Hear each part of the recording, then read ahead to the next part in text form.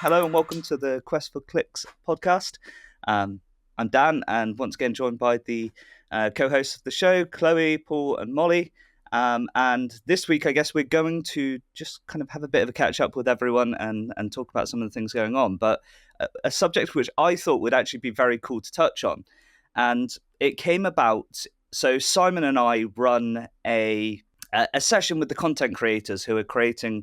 Or who are aspiring to create content for our game that we're producing over at Fateless. And one of the topics that came up in that was how people are actually managing their day-to-day time and the tools that they're using to make their work efficient, I guess. And I know a load of people in that had an interest in things like Notion and just other tools that I guess we use in our day-to-day lives as online marketers and online content creators and things like that. And I know for a fact we have a man here who's just spent his time rebuilding a piece of software which we use internally to manage hundreds of people on our projects. And I'm sure he's got plenty to spill the beans about that, along with the two queens of organization within our business who, so I just thought it'd be a fun thing for us to talk about. But before that, let's find out about everyone's weeks. So, Chloe, how's your week been? Like you say, busy catching up on everything we missed last week. But really cool though, because I now have some content to play with from being in person and in real life. So yeah, what was it we did last week? We went to EGX and Comic-Con, and before that, we just met up in person, and it was the first time I got to meet you guys, which was really cool and scary. You're not as scary as I expected. No, we're all right. But yeah, EGX and Comic-Con was really cool. It was really nice to see Simon talking about Fateless and just content creation in general, and really spoke highly of the community. And I think that really speaks to what Fateless is. It's really community-led, and really enjoyed that side of things. But also being at Comic-Con was cool. Little bit disappointing, I would say. I think you agree, Dan. Have you been to one before? I've been to Manchester Comic-Con, yeah. Okay. Probably much better than what we had there, because I don't know if you guys agree, but it felt like Comic-Con was just one big merch store. It was like it was like a dodgy Sunday market, but specifically just selling That's actually quite a good example. It was literally just like, okay, there's a couple of people to sign that you had to pay without contactless, and this really like archaic, I don't know. Basically, if you wanted to meet someone, it's very, very difficult. And then there was just like, have a sword or a duck or this or that or the ducks were cool. Don't diss the duck. My son was super impressed with the duck. Oh, yay! Yeah, I do think it's kind of like one of those things you would do if you wanted to like have community meetups, right? We saw a lot of people in groups there, right? It wasn't just like, oh, it was a couple of families, like a father-son kind of thing dressed up, I guess is kind of cool. But what I noticed more than anything else was that there was lots of like groups of people and collection, like people meeting up probably from across the country as like a community thing. And they had lots of like card game board sessions and stuff. So I'd imagine if we were doing it as like, oh, it's, part of the like Discord community that I have that are all going as part of one subset of, Comic-Con culture kind of thing, because there's obviously lots of different comics and stuff. I think it would probably be less of a merch store, but I certainly felt I was just walking around a big marketplace of, hey, buy merch. But what you're saying is that we would have enjoyed it more if we had friends. Yeah. Well, no, actually, if I dressed up as Frodo or Legolas and you dressed up as Frodo, right? You're the right I think that would be more accurate. I don't think you've got the hair for Legolas. Well, there's we can get him a wig. There's makeup. There's a power of this. I'm already pale enough. I can do the pale enough bit. I just can't do anything else, Could get a bit of hair, yeah. I mean, I can't do Molly's hair. She's just like winging over there. But I mean, I could get a wig, a white wig, I'm sure I can get a skateboard as a shield and go down the wall. I can do this. I'm going to post him a wig for the next episode. I feel like we need to make this happen now. Yeah, I could be Legolas. It's fine. It's absolutely fine. Molly, what did you feel about Comic-Con? I mean, having gone to Gamescom, it was quite a letdown. Yeah. Found it quite boring. Yeah. No, I mean, wow. No, but yeah. It was quite boring. You're not wrong. You're not wrong though, because there's nothing to do there. Like at least at Gamescom, like there's the halls where people are like showing off the games, and you can go and I think I saw like 2 games companies. And considering EGX / Comic-Con is effectively what used to be Eurogamer, back in the day, that used to be huge. It used to be an absolutely massive convention that was purely games. And it felt like this time that they even moved a load of the anime stores, like as in the merch, into the gaming section just to fill out some space. But it's also the first convention that I've ever been to at the XL where they didn't even put carpet on the floor, which sounds weird. But I've been to so many shows there as an exhibitor, actually showing the stands and stuff. And you have to be there the day before to set up. And the reason that you have to be there the day before is because as soon as it hits 8 p.m., you have to clear all of the spaces, all of the aisles and things like that between stands for them to roll out carpets and things like that between all of the units. But it was just like the bare floor. It just felt like a half-assed job. Yeah. And considering to display at those shows, looking for a perspective from Fateless, we're looking at like basically the return on investment that you can get from having a store, one of the stands at a show like that. Minimum floor space is probably about 25 grand to display there. And if they can't even be bothered to put a carpet out, it kind of says a lot about what they feel about the show. I also feel like the target audience of Comic-Con and that this year was very different from what I've experienced in the past. It was a lot of anime fans, and I didn't see any of the brands or people that have been at them in past years and supported them. Like Warwick Davis is known for being at these events and wasn't there, which was surprising to me. And then I didn't see any Doctor Who stuff. We did miss the Marvel stand, which I'm really upset about and we'll cry about. I don't know how you missed that. We walked past it like 5 times. I saw the back of it, but didn't see that they had like the shield on display, which I'm so sad about. It's fine. I'll get over it. But other than that, like even the games that they had there, like I think they had Lost Souls there and things like that, more cozy games and not the bigger branded games, which was really shocking to me. Yep. Especially since Gamescom, which was only, a month and a half ago, or 2 months ago, that was one of the biggest Gamescoms ever. And the turnout to Gamescom, I believe, was the biggest turnout to Gamescom ever. So it's not like this industry is dying out. If anything, it's growing. In fact, I have a generic investment account just with the gaming industry as a whole. And it's making me a lot of money right now. I'm quite happy with it. So the gaming industry is on the up. And we're seeing so many things come into the space. I guess, in a way, it does boil down to like the cost and return of investment on these events. And maybe the bigger brands are focusing on the more gaming specific one. I think with the thing with Comic-Con, though, is I think what you are seeing is a divergence between a marketing games convention and a fan-led comic convention. I think that's probably the big difference there. Is I feel like they've tried to put the two together, and quite clearly you can see the audiences are different, right? But people that I observe seem to be going to Comic-Con not necessarily to check out the latest things in games and stuff, and then maybe that's what the advertisers and the people that would pay for these stands, as you said, it's a very expensive thing to commit to, getting a stand or getting on one of these conventions. And I think maybe they go, well, if Gamescom is a bigger audience and it also has access to industry leaders there at the same time, then it's a 2-for-1 deal. They get access to the consumers, the people that are buying the products at the end and can use as a big marketing launch. But they're also getting access to other developers. Like when we were there at Gamescom, we were speaking to various senior people and different people involved in all other studios, and I think that's a very valuable thing probably for gaming studios to have, if that makes sense, the connections. And I guess that's probably what I would say is the biggest difference between the experience of what Gamescom. It's like Gamescom to me was much more of a gaming expo, whereas Comic-Con was very much like a fan meetup with a merch store a little bit. And it was still big. I mean, there was tons of people there, and we probably didn't see the full hype of it. As well as that, we were there on the Friday. We weren't there on the Saturday's weekend. Probably a lot more.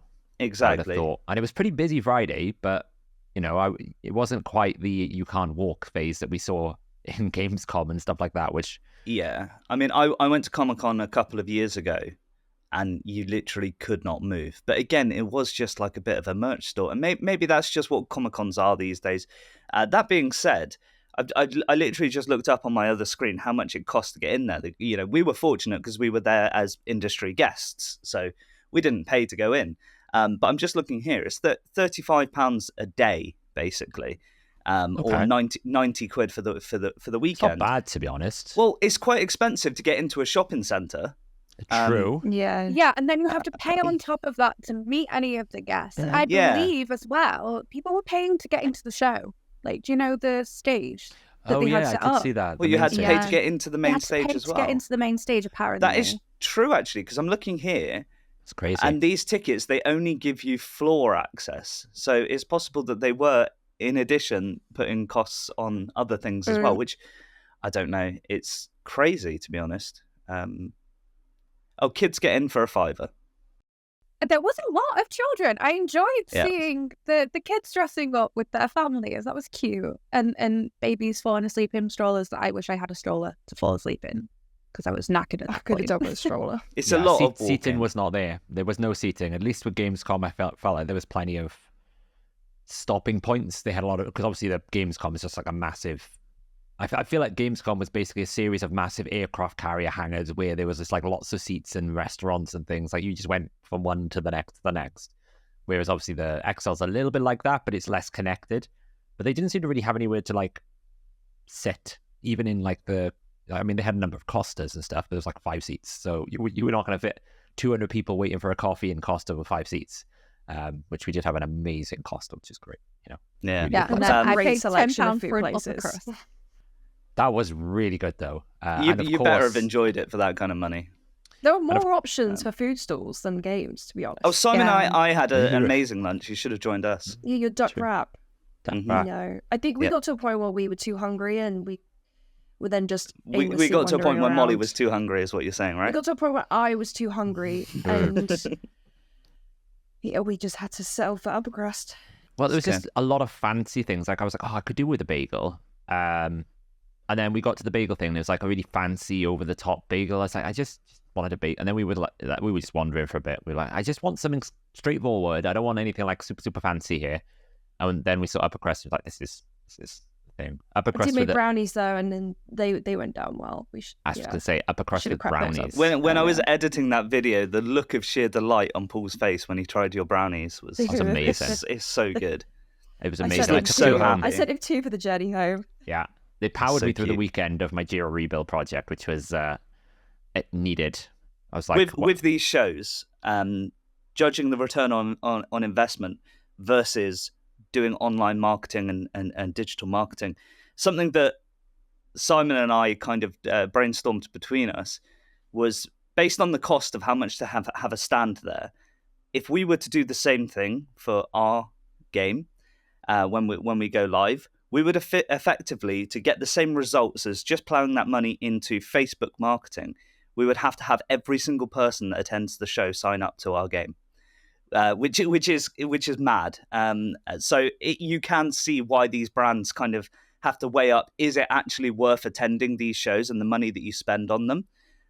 Because unless every single person, and I understand that there's other things in terms of brand exposure and more people learn about your project and things like that, but in terms of what the results that you can get in terms of quick wins and cash through the door effectively and return on your spend on your marketing budget, is you would actually have to have every single person come through the door just to break even, which is wild to kind of weigh that one up from a marketing perspective. Now, obviously, there are other benefits to doing it, but when you just look at that raw data, it must be extremely difficult unless you've got a massive pot of money and you have a certain amount allocated to digital marketing and then others allocated to in-person and event marketing, because obviously they do bring other benefits. But if you've just got one pot of marketing budget and you're like, how can I get the biggest bang for my buck for the launch of my game with this pot of money? What's the most efficient way to spend it? Going to a show is bottom of my list, which is crazy. But I also think, like I was speaking to Simon about this as well on this exact topic. And I was like saying, we should get Simon on our podcast. We should. There's two things, because obviously, because we were saying it's a merch store, we were sitting there and thinking, well, they must be paying the artists and everything we were seeing, right? Some of them were company driven, like you had like the swords and replicas, but a lot of them were independent artists, from what I could tell, independent companies.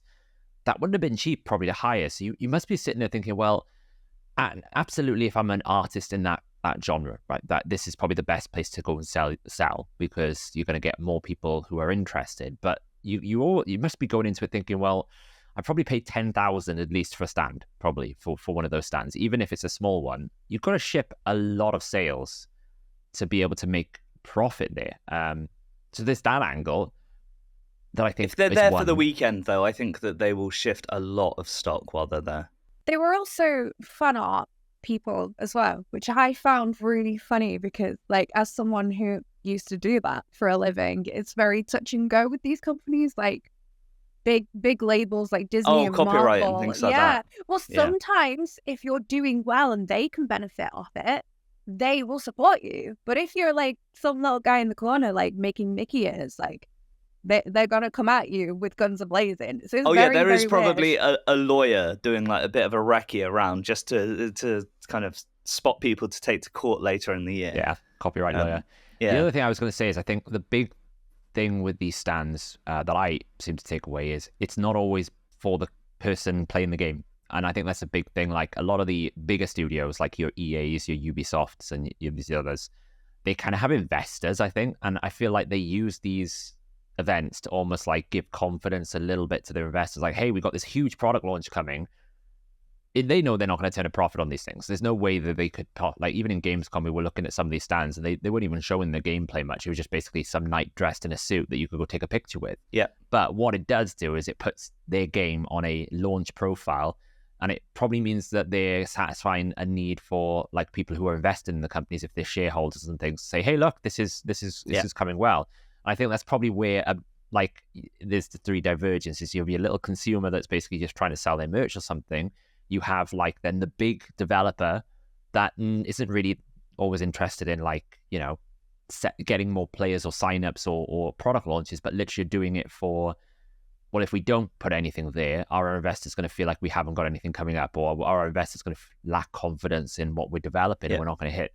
And then there's that middle ground where kind of like we sit, where it's like, well, we're actually more interested in actually having a community that wants to play the game and a successful launch. And if you're in that sphere, I don't really think these things work. I feel like efficiency wise, you can gain so much audience and engagement with having sort of online universal type of platform options, rather than having this thing where you have to be in Germany at a certain weekend. Like you're just asking a lot from your fans to commit to that. Now, if you're an established brand, like, Comic-Con for a classic example, like if you're Marvel, then it's really easy to get people to want to come to that. But if you're trying to launch a new brand or a new IP or a new game, you're asking a lot. It's kind of like when we, you sit there and you pass them, oh, well, that looks kind of cool, I'll have a little look at that. But actually, I've gone to that event because I wanted to see the Dune Awakening stand, or I wanted to see like the Hollowverse stand, or I wanted to do, what I mean? It's like they're going there for another reason. So it's interesting now that we've been to these events, how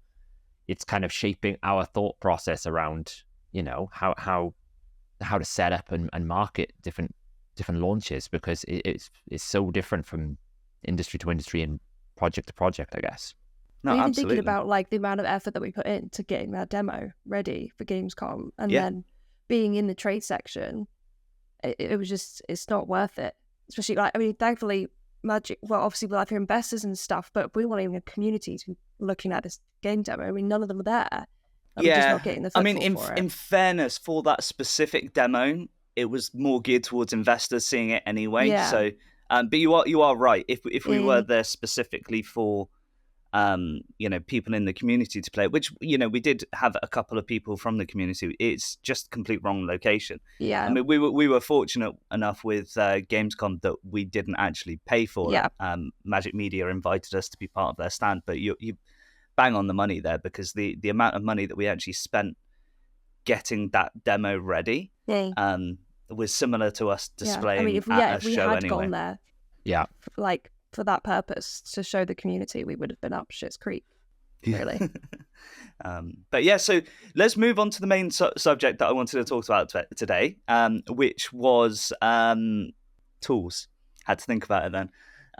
As I explained briefly before, Simon and I did a session with some of the upcoming content creators in Fateless, people who are already creating channels and websites and things like that for Godforge. And a really interesting bit of feedback that I had, or that I picked up on, was that a lot of people are struggling with that day-to-day. How do you organize around living your life, having a full-time job, having kids, things like that, and being a content creator, and kind of getting structure in place to allow you to find time to create content? And how do you structure it? How do you keep everything out of your head, I guess? Because I think it's way too easy to try and compile all of the information and everything that's going on just in your own brain, and then nothing gets done. You get stuck in kind of analysis paralysis, and then but you just overthink things, and you never get anything actioned, and then when you do action it, it becomes a very rushed, not thought out or structured process. So I guess to start off with, before we touch on other tools like what you've been working on for managing a full team, Paul, as somebody who runs a YouTube channel in addition to effectively working 2, if not 3, full-time day jobs at the same time, how do you structure your workflow in terms of creating content and going about that?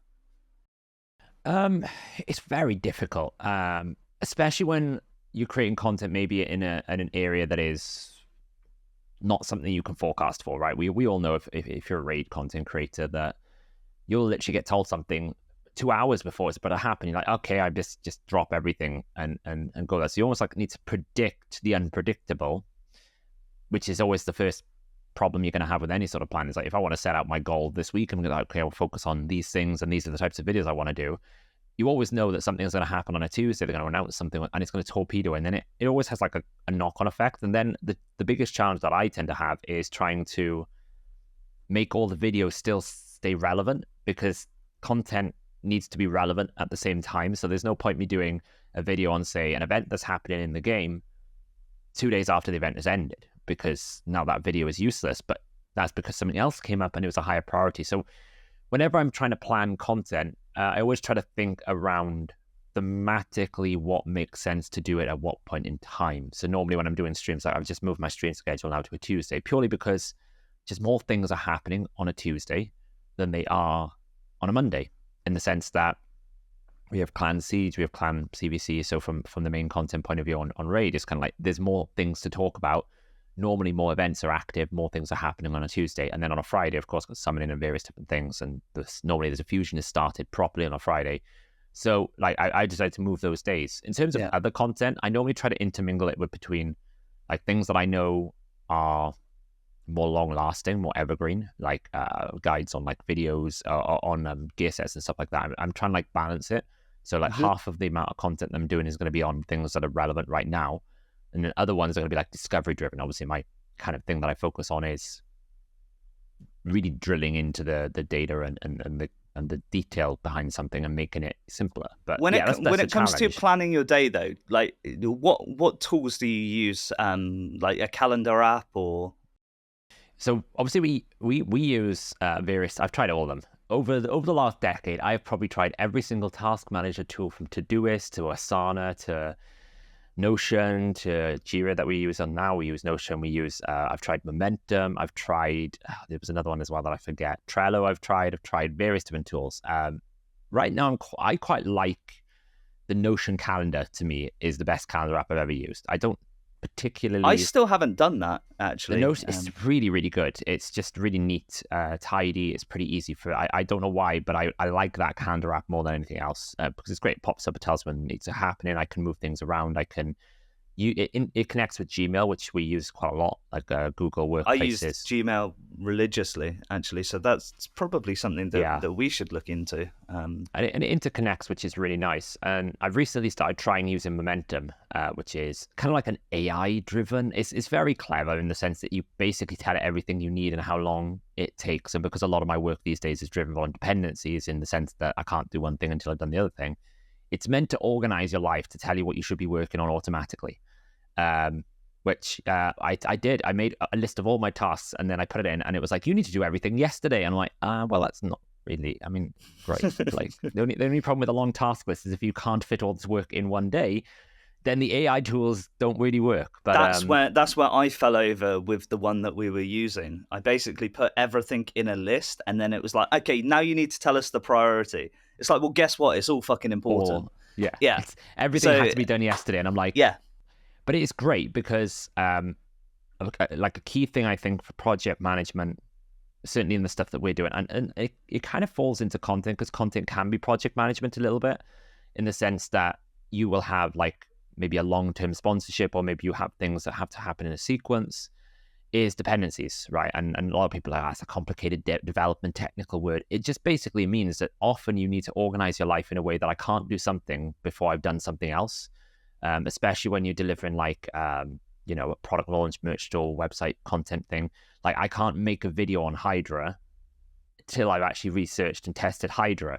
So it's kind of like one of the biggest things that I've noticed when I've been planning using these new tools is being able to kind of go, okay, well, I need to do this first, and then I need to do this, and then seeing it visually and how it's going to cascade is really, really helpful. So having like concept in your brain or in an app that you're using that basically structures your workload in a more logical, iterative way is going to be, I think, it's how you get out of that, what you called analysis paralysis, and how you get out of like, I'm just going to stick, like if I look at my task list right now on Momentum, I just want to try and find a mountain and just like become a hermit because it's terrifying me. Yeah. I got Molly would basically said to me, you really need to sort this out, because she sorted your life out, and I was like, right, okay, I'll get it in my lists, and then I showed her a screenshot, like, help me, and it was so terrific. Yeah. Oh, really? Like, it's not possible. Especially because it's in dark mode as well. That just stresses me out anyway. Dark mode. Wow. It was a dark mode screenshot, and straight away I was like, whoa, my eyes can't focus on that. I mean, I need to do basically a recalibration. You can see that Molly's not a gamer because everything I have is in dark mode. I hate I dark was mode. literally just going to say, like, how I really struggle with seeing the to-do list, like, virtually. Like, I am old school. I just prefer a book. I just prefer a diary. You have amazing handwriting, though. If I wrote it out, I enjoy writing. Yeah, but if I wrote something out, I would come back the next day and not know what the fuck I wrote. So doctor writing. Yeah. I've seen Molly's writing before, and it's like artistic. Like it actually looks amazing. And I feel like that's the fun about it, like making it all look aesthetic. And I'll probably waste more time doing that than actually doing the tasks. But for the sake of the Amazon rainforest, we need to get you an iPad with a pencil. She's got one. I still don't think I'd like that. Really? Although the mean, pencil never worked, and I never. Oh yeah, went into actually, the Apple that's Store. a fair point. Oh yeah, that's probably why you didn't like it, because the pencil is like handwriting, and then it's even more fun because then you can actually like, oh, I made a mistake, and you can make it better, and it becomes more fun. Especially with the new AI tools, actually, because it adjusts your handwriting very slightly to make it look prettier. It's quite cool, to be honest. They had old tools on there as well, where you could like handwrite it into actual text words, and then you could basically export it up into like a Word document if you needed to, which is very cool. What I was saying was I wanted to use that Good Notes. Is it Good Notes? Yeah. Good Notes. Yes. I love that. I love it. Yeah, Sorry. but I wanted to write it, so I don't use it. You can physically write in GoodNote. Yeah, so the problem is Molly's pen doesn't work for so some it would just reason. be like my fingerprint. Like there's the quest for clicks this week. Then we will put in your task list and quest whatever for pen. if or you anyone write in your book. wants to... Fix the pencil. Yeah. Okay. 'Cause they are really, really good. I have one for mine, and I use it all the time for like drawing and sketching, and when I do a bit of UX work, and try not to embarrass myself in front of our wonderful. It's got like a silicone. Well, that's not a proper pencil. Him and his skins. Is it? It's got a skin on it because I just found it too slippy. Oh, that's fair. Yeah, It does you're come out of right. it. It's now your pen's in dark mode. Yeah, it is in dark mode, you're right. I don't know if you see this, but mine's actually scratched off from the magnets on the side of my iPad. Oh, Did you see that? that's a bit weird. Ew. I know. So Speaking what we of need to do tips. is we need to fix skins for our visual, Oh, can we just gosh. take a second to appreciate how fucking cool this is? I knew as soon as I said skins, you would get He's this just out. gonna get this out. Yeah, I mean, it literally looks Do like you know, R2D2 I've over there. actually ordered another one for this lens and for this camera as well. It does look like a comic book sketch out right now. You Does. should have gone one for your laptop.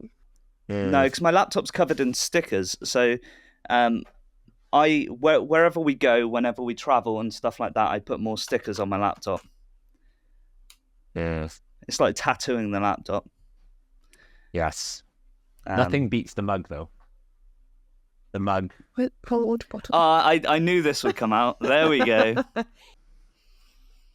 Oh, it's This- nice. The totally raise you, Harry Potter. overpriced.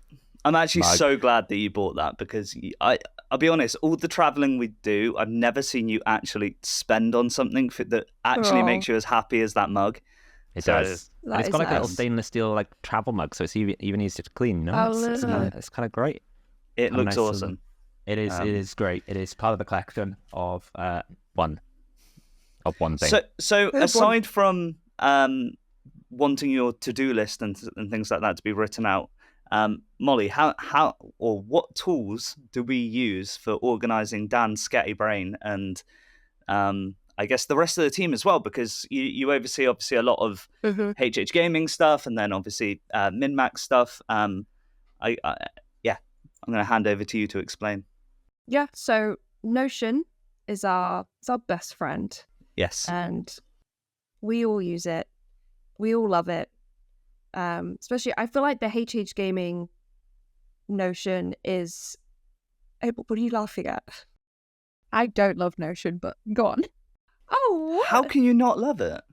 Well, this actually comes down to my role, is that my role sits on a calendar all day, every day on Metrical. So if I have something Okay. that I need to do, it sits on Metrical. If I need to put it in Notion, then I'm just got another thing to look at before Metrical. But that's just my see. role. Other than that, I can Yeah. see it being helpful. It definitely sounds like a you issue. yeah, Please. it's a new issue. I mean, we've tried some different things. We've tried, was it Monday.com?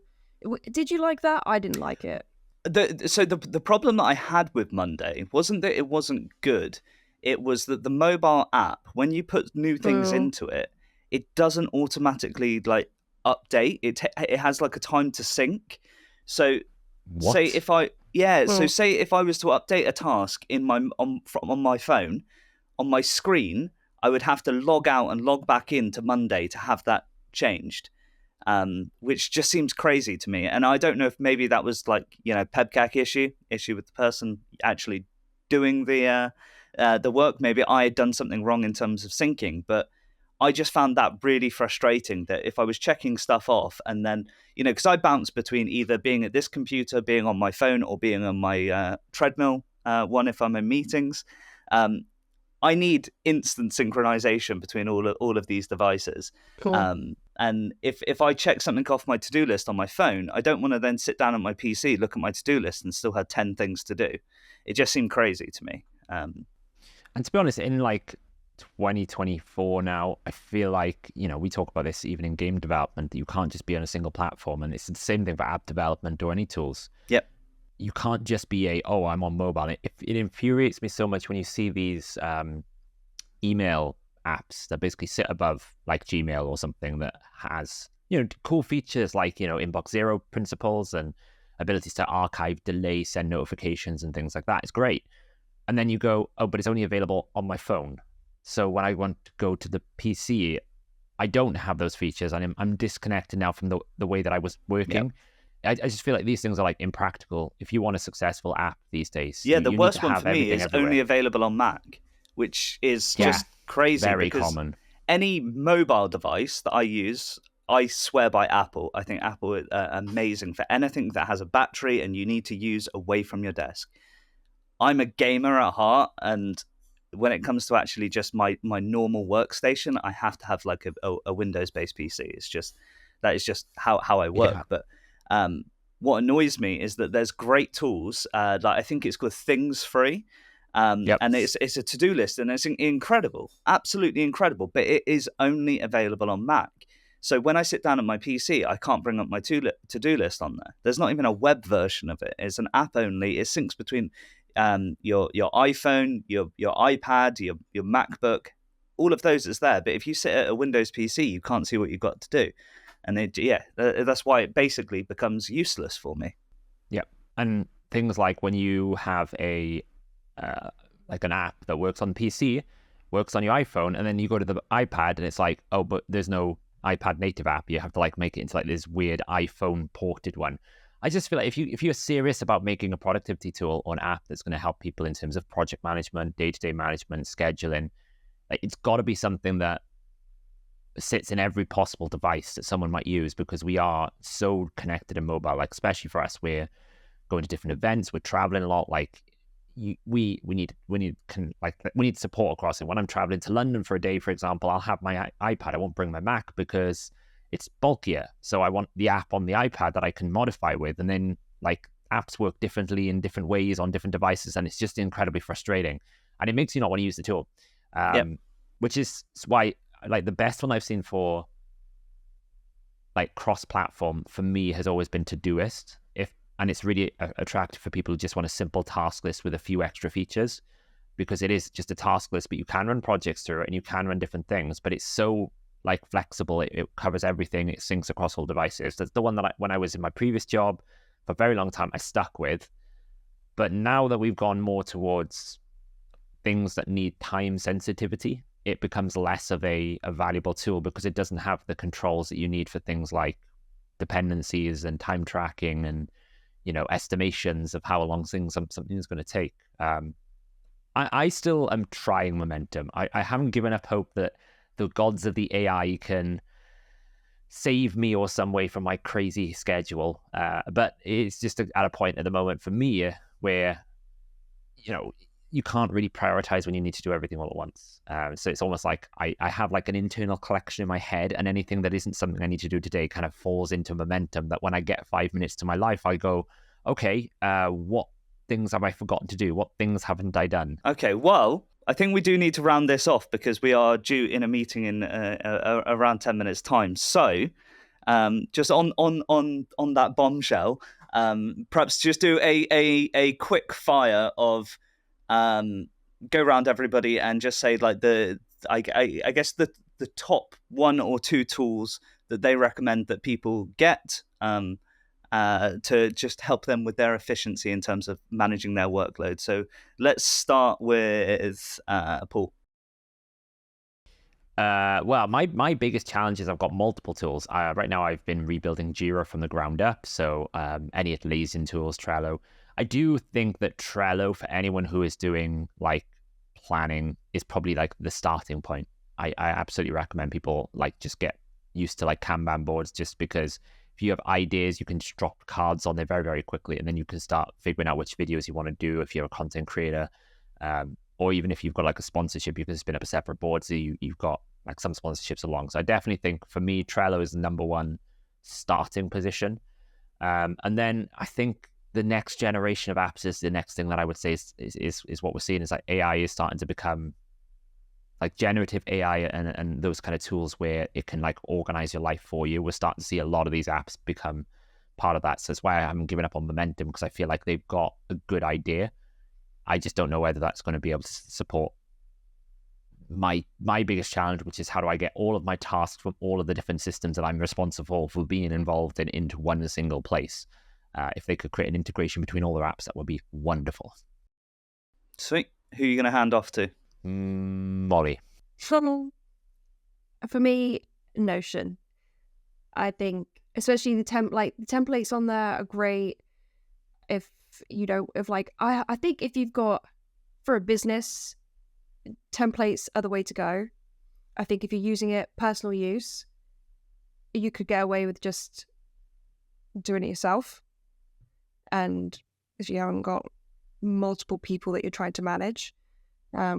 But yeah, definitely Notion. Or if you are like old school like me, just a plain old planner. Sweet. Good old notebook. What old type notebook of and pen. planner do we Ink. go for? A quill. Are we What talking type like of planner? a So weekly type of one? planner, if they would like to sponsor me, is it Papier? How do you say it? Hello? Papier. Papier. Maybe I should. I've done a collaboration with them before, Molly.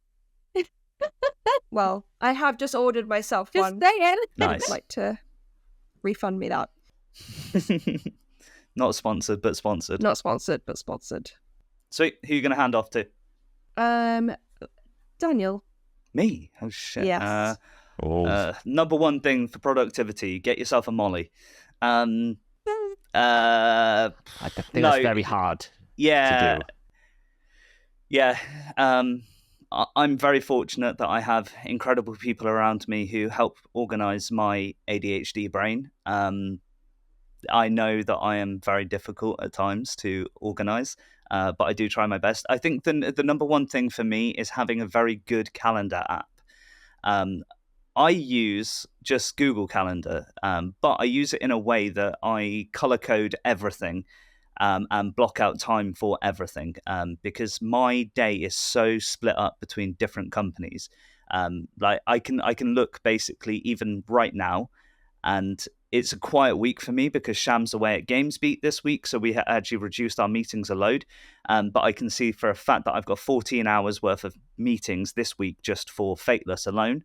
I then have 6.5 hours for min-maxed, and even I put my home stuff in it, so things like going to the gym, taking my cat to the vets and things like that, and that's color-coded, and that's going to take 9 hours of my time, which I then put my work efficiency hours, as in how many hours that I should work, left in, and according to my Google Calendar, I have 23 hours available across the week that I can use for other things, so I can kind of slot things into that time. So I'm sure there's better things out there, but I've just kind of adapted to using Google Calendar.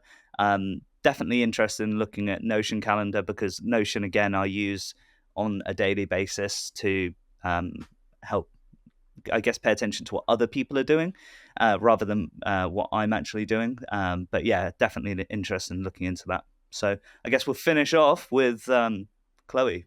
Yeah. This is a sad way to end, but mine's probably the most unorganized. For day-to-day in general, I actually use Apple Calendar because it will buzz me on my watch 10 minutes before I need to do something, which is the best thing for me. I need like the physical stimuli to tell me to get my butt in gear. But for like organizing specific tasks, I use whatever scheduler I'm using. So for us, that is Metrical. But for like brainstorming tasks, I like Miro and Trello, which are both free. Awesome. So yeah. Good stuff. Well, thank you guys for bearing with us there. If you do enjoy the podcast, make sure that you give it a thumbs up, like, subscribe, all that good stuff. And we'll be uploading, I believe, actually, because this is the third podcast, but today will be the day that the first podcast actually goes live on the channel. So yay us. It will be a weekly podcast. We're quite a couple of weeks ahead. So hopefully there'll be a constant flow of content coming out here on the channel. And yeah, really appreciate it if you did subscribe and engage with social media and things like that. But yeah, until the next episode, we'll see you guys soon.